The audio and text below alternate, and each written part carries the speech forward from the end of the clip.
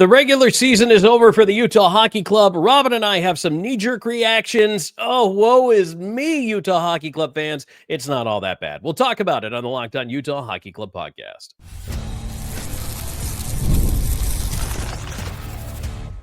You are Locked On Utah Hockey Club, your daily podcast on the Utah Hockey Club, part of the Locked On Podcast Network, your team every day. Hello, everyone, and welcome into the Locked On Utah Hockey Club podcast. I'm veteran NHL voice Tom Callahan, and alongside longtime team analyst Robyn Leano, we bring you the podcast every single day, your first listen on the Utah Hockey Club. The regular season is over, and Robyn, I thought today would be a good day to do some knee-jerk reaction stuff. We're going to do our deep dives. We're going to get into that later. We've got a lot of time to get into that, but I'm just looking back at the season here. We're going to do our reaction, some highs and lows, and then, of course, we'll tell you what's going on with the playoffs. But, Robyn, I think I'm going to start off with a knee-jerk reaction here, and I am going to go ahead and say that in hindsight, and at the time, it wasn't really dubious. It made sense, but in hindsight now, the signing of Dylan Guenther might be the best signing so far in franchise history. How's that for a knee-jerk reaction? There we go. You know what, though?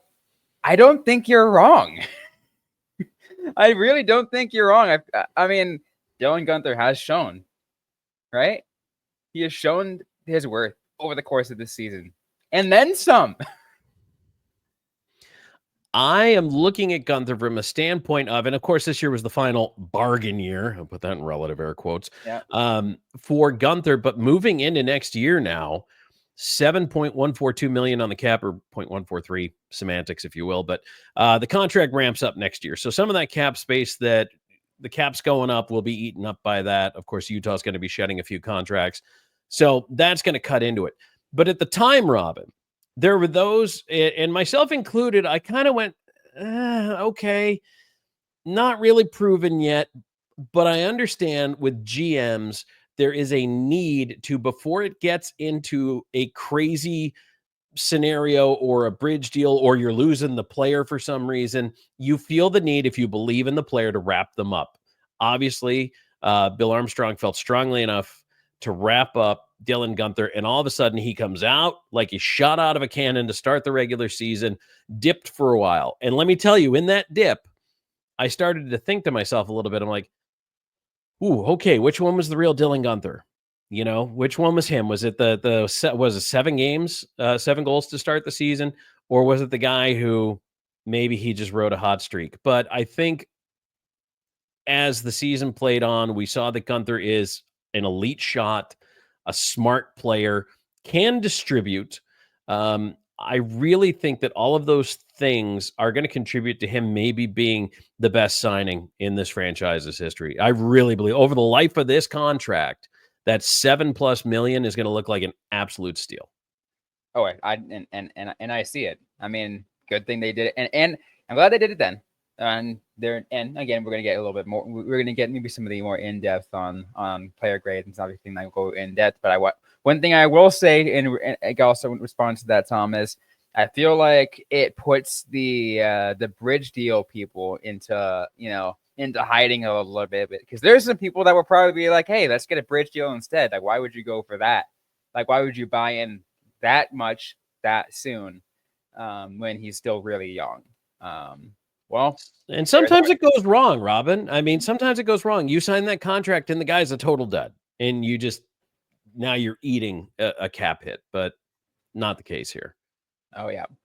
One thing I want to give you, Tom, and say too, and I was thinking, I was actually, thinking about some reactions to say, some really quick reactions right out of the gate postseason here. And to me, one of the biggest things I'll say, it could raise some eyebrows here, but at the end of the day, I think, sure, this team is progressing, but talent is progressing, at least based off just like speed and shots and at least a little bit of understanding. But there is still a lot of fundamental issues with this team that they're carrying over, that they're making the same mistakes over the last couple of years, the same exact mistakes, makes me question, are they really progressing? That's a fair question, because your talent will win you more games as it develops, right? But if you're playing either a broken system or you're not being coached up and you're developing naturally, that's great. But if you're not being coached up to be better, to understand the mistakes, or maybe you're not the player who can fix those mistakes. There are people who have weaknesses in their games. And, in baseball, they call it a 5-tool player. Doesn't mean a guy who only has 3 of the 5 tools can't make the major leagues. Sure can, especially if one of those is hitting 600-foot home runs. But it does mean that you either need to work on those other parts of your game, or you need to live with the negatives. And that means compensating at some point for those negatives, understanding situations to put players in or keep them out of. And I think that is a fair criticism, Robyn, because it's easy to get excited by the talent on this team. It really is. Mm-hmm. But I think about it. Look, I was the even-tempered one right at the beginning of the year, going, "Hey, we're probably not making the playoffs this year." Right. Well, everybody else is like, "Nope, this is my dark horse playoff team," and I'm like, "Oh, okay, if they overachieve," and that was always my word, if they overachieve. But to your point, I think that despite all the hurdles this year, there could have been a better result. They could have been a playoff team, and we've seen the flashes, right? And it's the term I have used over the course of this season, be consistently inconsistent, because we've seen their extreme highs. We've seen this team's a playoff team. Oh my God, look at the way they're playing. And then 5 games later, we're questioning why we just said that. To reiterate your phrase, Robyn, consistently inconsistent, why are they still consistently inconsistent? It's been almost 4 years at this point. I want to say, yeah, 4 years at the point, since I'm counting 2021 as the first year of the rebuild from stretching through the Coyotes era when Dylan Guenther was drafted. Our long timers and our everydayers will feel your pain. They will know, and they will understand. And I mean, hey, it was my pain too for several years there as part of that organization. I understand it. So, okay, that's valid.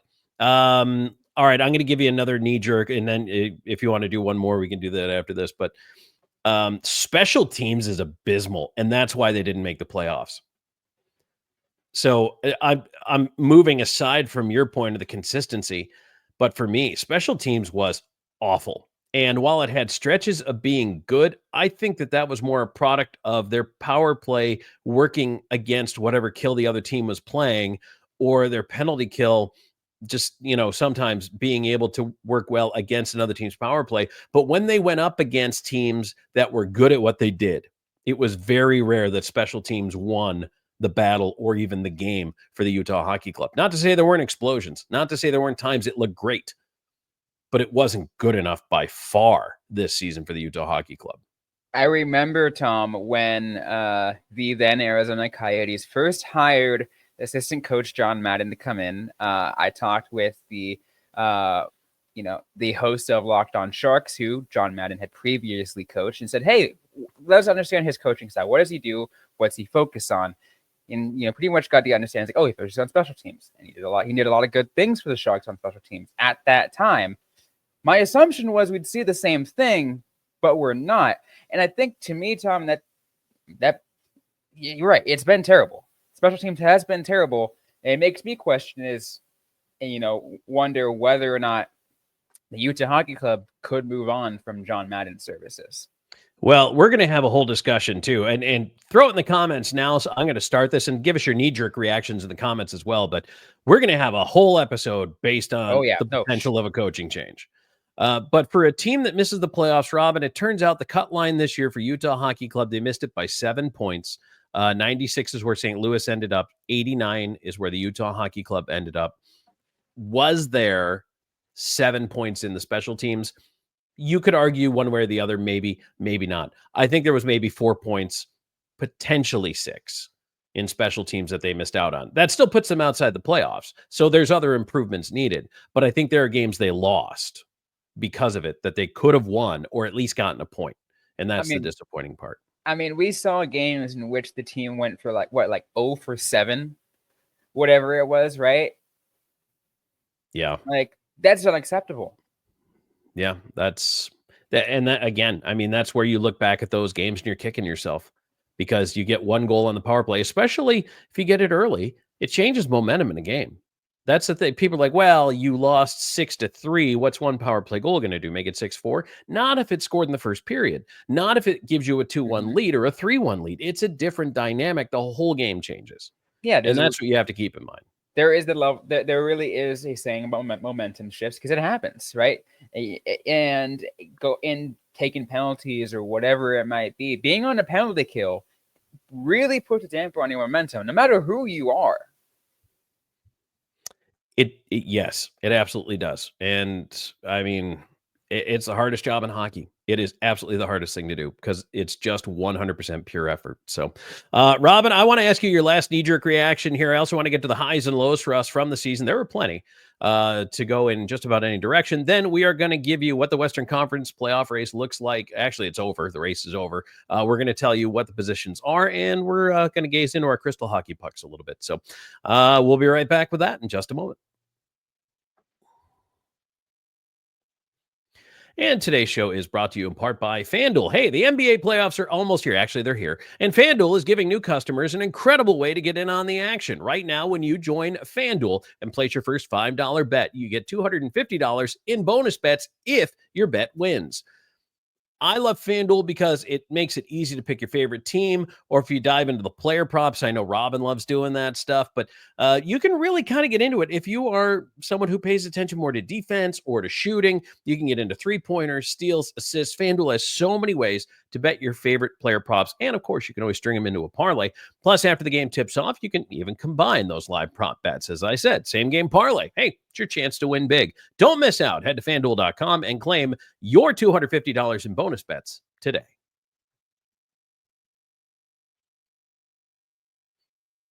Okay, Tom Callahan and Robyn Leano, Locked On Utah Hockey Club podcast. Thank you very much for being here and being part of the show. Subscribe if you haven't already. Doesn't cost you anything. Go ahead, click the notification button as well so you know each and every time we drop a new show on you. We're going to be posting full bore here right through to the end of the NHL playoffs, through to the draft, free agency, all of that. So we've got so much to cover here. Believe me, our season is not over yet. Robyn, do you have another knee-jerk reaction for me? I am just going to say one quick thing, and this is mainly an off-ice thing, I'll say. This is Robyn throwing a grenade in the room. Watch. I'll also, and no, it's we're going through a positive thing here, an absolute positive thing, and just me saying that it is extremely clear to me that Utah is the perfect place to house an NHL team. You know, that would have been a severe knee-jerk reaction if you'd have given that 1 year ago today, because boy, were there doubters. But I do think not only like from ownership on down, but really more so the fan base. This is more so a comment on the fan base. Exactly. What a great job by the fans. They bought in right away, right? I mean, we already know that hockey has already had a place in Utah. You take a look at, they have an ECHL team there in the Grizzlies. They've had other minor teams or other professional teams, pass through, the Golden Eagles, whoever, other teams all pass through there. There's recreational teams. There's so much happening there that wasn't talked about at the time because they didn't have an NHL team. But now, because the hockey club is there, or whatever the team will be named in maybe a few weeks' time, it's become heightened. We actually see all this now, and it's become extremely clear. And like I said, fans are buying in. Delta Center is rocking every single night. It's the atmosphere around the arena is amazing, not just in it, around it. Something's happening. There's a buzz. There is a palpable hockey feeling when Utah Hockey Club is playing. And, I love that people do forget, not only do they have ECHL history, they have IHL history. The hockey didn't just show up. Yep. it didn't just show up. It's been a part and parcel of the lives of Utah for a long time. And I mean, already there was a Winter Olympics there. There's another Winter Olympics that's coming. Hockey is a huge part, one of the crown jewels of the Winter Olympics. It's I think it was just the right place, the right time, the right ownership group, and a fan base that was just hungry for it, and they've done a great job supporting it. So that is a very good one. Robyn, I think that's a good high, would be the fan reception. As we get into highs and lows here, the fan reception of this hockey team, because let's face it, they could have just said, we like the Jazz. That's our team. We're going to stick with the Jazz. Thanks. But they didn't. They bought in. Yeah, I mean, I will say in a little bit of a devil's advocate here, Jazz were terrible this year. Yeah, they were. Yeah. So like it was Jazz fans. It was a little bit easier to buy into, a closer to a winning product that posts the team that's a little bit more closer to the playoffs and has a level of excitement on the ice than what the Jazz went through this year. But I think based on what I've seen, is the reception will continue that way. Even if the Jazz have a good season, I feel like there will still be an incredible reception for the Utah blank. Yes, and that's, we're going to figure out what that is relatively soon. I will say, Robyn, that is actually, it's funny you mentioned that. Thank you for the segue. That's one of my lows. Can we please name this team? Yes. Can we please name the damn team? That's a low for me. I mean, we always knew it was going to be Utah Hockey Club for year one, and that's fine. That's not my low. My low is the inability to roll this out in a fashion that befits an NHL franchise. You're right. And to me, it bothers me a whole lot. And it's funny because I saw so many comments on our show, on our YouTube channel or via DMs, like, hey, do we know when the official name announcement is going to be? And I had to respond, I'm like, no, not really. We don't really know. But I mean, like, we don't know a set date, but the assumption is, and again, it's an assumption, and they say a lot of things about assumptions, but I will say this, but I will make one anyways. The assumption is that it should be happening between the draft lottery, so when that happens, to the actual draft itself. If it doesn't happen in that window, I'm putting out a question mark and be like, all right, what is going on? So, Robyn, here's the thing. I know why you haven't announced the team name yet, because then you kind of cannibalize what's left of your first year merch. Like, you do have to clear that out. You don't want like 50% off all UHC merch, so they're getting close to that. But right. The point is, though, is you don't want people to go, well, I'm not going to buy a jersey now. I'm just going to wait for the other one since I know what it is and I like it. So, but no, what you should have been doing this whole time is some kind of teases, although it's not been the biggest kept secret. And then the fan voting, oh my goodness, that did not go over well. Like, once the pictures got leaked, and I know they were trying to keep it secret, but of course it's not going to stay secret. And if those were only artist concepts and they were kind of vagaries, you shouldn't even had them there. Just tell them what the names are. Like, there's a couple of different things I would have probably changed about the way I'd handle this. But at this point, they should be teasing it. They should be sneak peeking it. They should be giving us now the idea of when it's coming. And after locker room clean out day, which is Thursday, by the way, that's when we're going to find all this out, or they're going to start talking about it. I don't know, maybe, but yes, if it doesn't happen by the draft, I've got massive questions too, because when you hand a jersey to your first round pick, you want the new name logo. I doubt they're changing the colors. That's got to be there. Mm-hmm. And that's what I said. My hope it happens really like around the draft lottery time, because that's a good time to have it, right? That way you have some time to build up so people can buy the merch before the draft, so they can actually go to a draft party wearing Utah Mammoth gear or Utah Outlaws gear.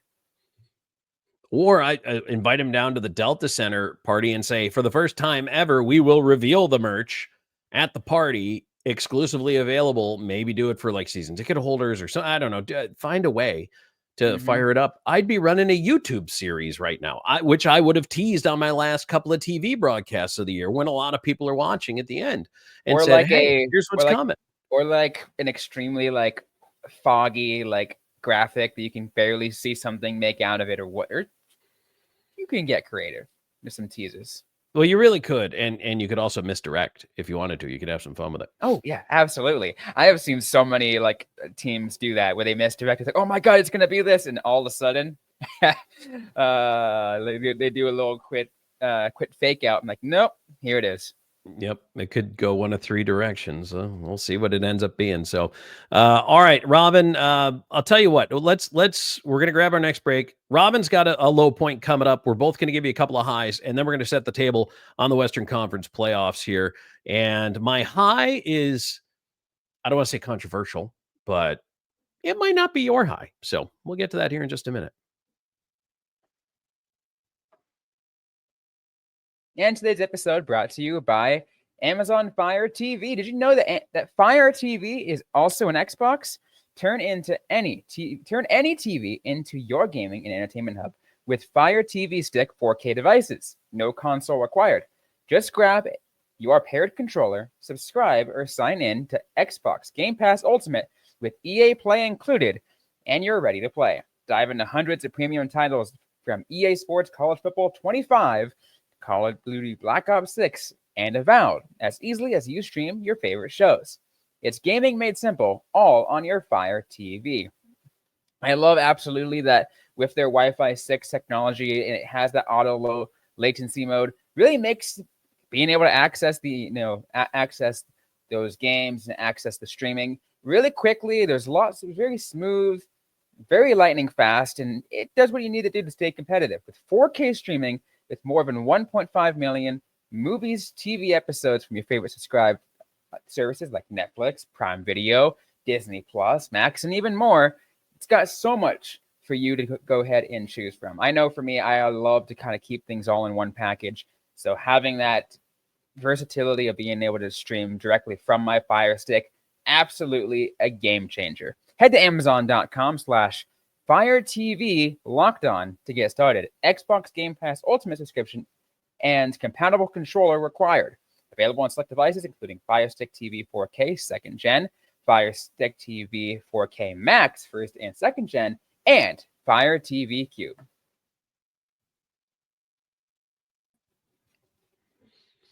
That's easy for you to say, Robyn Leano. Tom Callahan also here with you. That is a mouthful. Although I will tell you, I actually do log into my Xbox Game Pass through that, and it's really cool because then I have it in the bedroom. So sometimes when I can't fall asleep at night because, insomnia, I will play a game. Here's your sleeper game, Game Pass people. Slay the Spire. It's a deck builder. It's awesome. It's challenging. And you can literally pick it up and put it down 5 minutes at a time or an hour and a half. So I love that.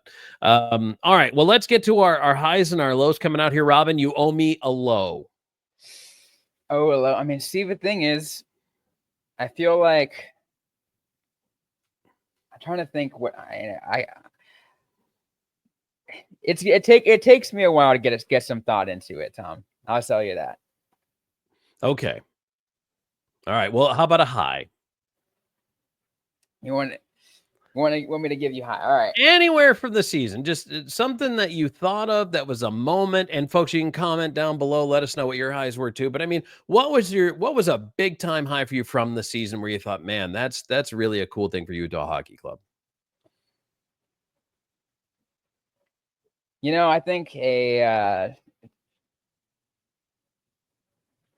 gonna go ahead and say it. Say that they're having captain named first year, and that captain getting a 90-point season, which is his career high, and really just overall that's considered a good point in the season, right? A good point in from any NHL player to get 90 points in the season.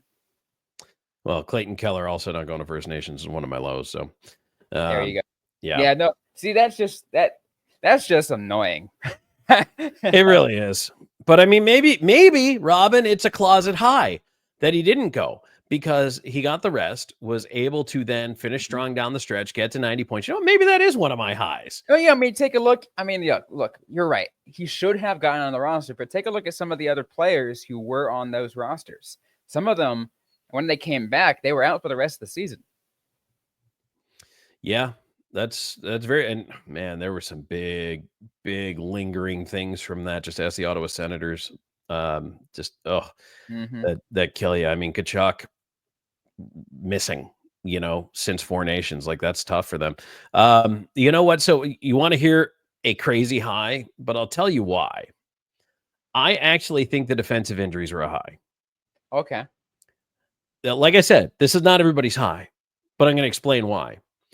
Because of that, because they were able to they had to piecemeal it for a little while, but because of those defensive injuries, they got two pieces that I think one of whom is already signed to go forward, and Ole Mata. Ole Mata's not here if everybody's healthy. He's just not. Right. And Ian Cole, I don't know if they extend Ian Cole. I think they might have traded him if everybody was healthy. Now, they might have made the playoffs if everybody was healthy. Who knows? We'll never have an answer to that question either. But I think now you have another core piece. It worked out really well for you. You found a guy in, Robert DeSimone, who you literally just plucked off a waiver wire, dropped him in there, and everything worked out because then you had another injury to Bortuzzo. Like, you were able to kind of bring some players in and build even more in the depth area. And now when people come back healthy, when you finally get Dursey, when you finally get Marino, they didn't have enough time to come together. The other thing that also tells you as a fan in your head, you're like, well, it wasn't enough time. I now have hope for next year with a full and healthy defensive core that we will launch much stronger out of the gate. So I think that for those reasons, it's really a blessing in disguise high. Yeah, no, absolutely. And that's, it's really interesting because someone can easily take you out of context and be like, well, are you kidding me? What are you talking about? But when you hear that explanation, it makes sense, right? It absolutely makes sense because a lot of what happened down the road ended up helping Utah build what they ended up finding as a really good defensive core there. Having DeSimone as an addition, as an amazing depth piece, magnificent. Bringing in Mata, one of the most important pieces, and again, he went to Four Nations and played great. So I think you also now know that Maverick Lamoureux, whenever he does graduate to the NHL, can handle the workload. That's something else you found out because of the injuries. Yeah, he definitely got a decent workload. He did get injured for a short period of time, but I mean, we felt like the entire defense was cursed at that time in November. Like, something was happening. We don't know what it was. It was just like they couldn't catch a break. Yeah. One other quick low for me, and then we're getting in the NHL playoffs here, was just missing Spicy Tuna for a while when he was a healthy scratch for a while. I think Andre Tourny thought the team needed something else, but what they needed was Spicy Tuna. When he got back in the lineup, things changed again, and they got better. So, all right, I finally actually do have a quick low for me. Okay. To me, it's a disappointment not that this team didn't really go to the Bill Armstrong way as I expected. Oh, that's a good one. This is a big physical team. Where was the physicality? Not there. That's a great point, Robyn. Great point. No, I can support that absolutely. And again, let us know in the comments. What do you think? And you can reach out to us on social media. We'll tell you how to do that here in just a moment. But Robyn, the first round is set for the NHL playoffs. The Western Conference finished this way. The Central Division 1 through 3 was Winnipeg, Dallas, Colorado. Pacific 1 through 3 is Vegas, LA, Edmonton, and the two wildcard teams, Minnesota and St. Louis. So those matchups are set. It means it will be Winnipeg and St. Louis, and then Vegas and Minnesota, and then Dallas, Colorado, and LA, Edmonton, which I think is going to be one of the best first round series. Although, are we putting Winnipeg on upset watch with St. Louis? I mean, what we're going to see with that is the hottest team in the NHL right now versus the President's Trophy winner who, depending on what theory you subscribe to, could be cursed because they won the President's Trophy. There is always that. There is the curse of the President's Trophy. Plus, I hate to say it, but Jordan Binnington looks like Stanley Cup Jordan Binnington again. So Binnington-Hellebuck might be the best goaltending matchup that we'll see in the playoffs. I mean, wasn't it the Four Nations Championship game? Yes, it was. And now we're going to get a whole series of it. So I don't know. I'm excited for that one. I'm looking forward to that one. Let us know what series you're looking forward to the most here. Robyn, which series are you looking forward to the most in the first round? I like Winnipeg, St. Louis. I'm absolutely going to watch every single game of Edmonton, LA, because it's the 4th year in a row these two teams are meeting in the first round. That one is going to be ugly in all the best ways. Yeah, I think at Edmonton and LA, for the last couple of years, has had a really good, really good matchup. To me, I'm trying to see because what would be a good match? I feel like Dallas and Colorado could have a really, really good match. We're talking about two teams who kind of are in pretty different spots, but they're still incredibly good teams. In Dallas, I know they want it at this point. They have Dallas is now like the new 2020s version of the always the bridesmaid, never the bride. They're like always so gosh darn close, but you can never finish it. Yeah, I think this first round could be a glimpse of what kind of endurance they're going to have. Yeah, they have the capability to go all the way on and win a Stanley Cup. They also have the capability to lose in the first round against Colorado because Colorado is Colorado. Right. And they finally figured it out towards the end of the season. And plus, look, you're never 100% healthy, but getting healthier certainly helps. So, and the other thing is, hey, Nichushkin against his old team, that could be interesting. So I like it. Yeah, we'll see. There's a lot of storylines. So let us know what your favorite storylines are. Robyn, if they want to reach out to us on social media, where are they going to find us? Yeah, they can find us on X at LO_NHL Utah. You can also find us on Blue Sky at Locked On Utah Hockey. I am personally at Robyn_Leano on X/Twitter and at Robyn Ice Time on Blue Sky. And you can find me on Blue Sky at Tom Talks. We love hearing from you. You can also leave comments on the YouTube video if you're watching over there. Don't forget to subscribe to the podcast every single place you can find it. And click the thumbs up, too. It helps us with the algorithm and helps you find more great hockey content, just like our show. And don't forget to check out, there's the new nightly NHL Locked On show. If you're craving more of an update style show, check that out. It's going to be running all the way through the playoffs. So, all right, everybody, thanks so much for joining us. We will catch you tomorrow. For Robyn, I'm Tom. This has been the Locked On Utah Hockey Club podcast.